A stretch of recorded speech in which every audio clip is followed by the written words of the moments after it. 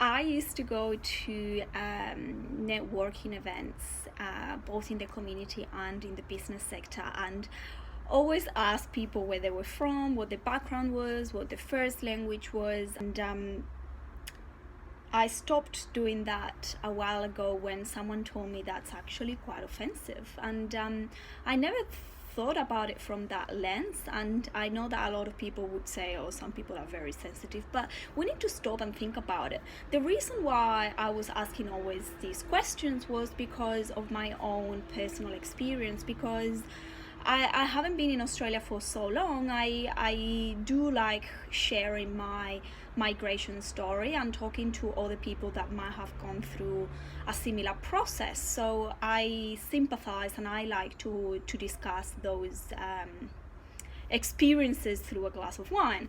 But I wasn't quite realizing what impact that was causing on people that perhaps do have a foreign accent, but they've got an Australian passport and they've been here for 20 or 30 years. Me asking them where you're from and how long have you been here generates a sense of, or a lack of sense of belonging, that it can be very offensive, because people, when you've been here for so long, and I'm starting to notice that now, you want to blend in, you want to feel that you're part of this community. So if every time that you go somewhere, someone's gonna ask you, oh, where are you from, what are you doing here, when are you going back home, then I can understand how that can generate a lot of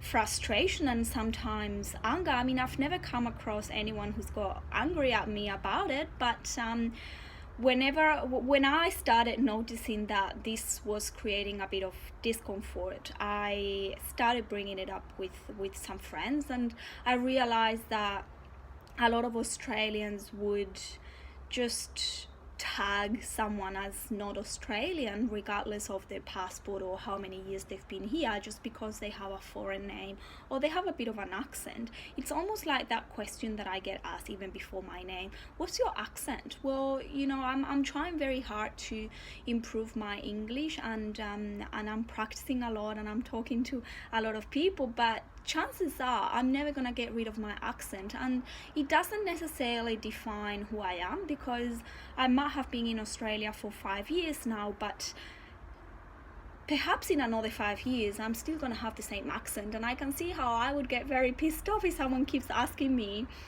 what's your accent. But anyway, that's just my thoughts. It's a topic that a lot of people are still talking about, and I just want to put out there that we shouldn't really say that someone is too sensitive or oversensitive, because we don't know what's the story behind them. Thank you. Have a lovely weekend.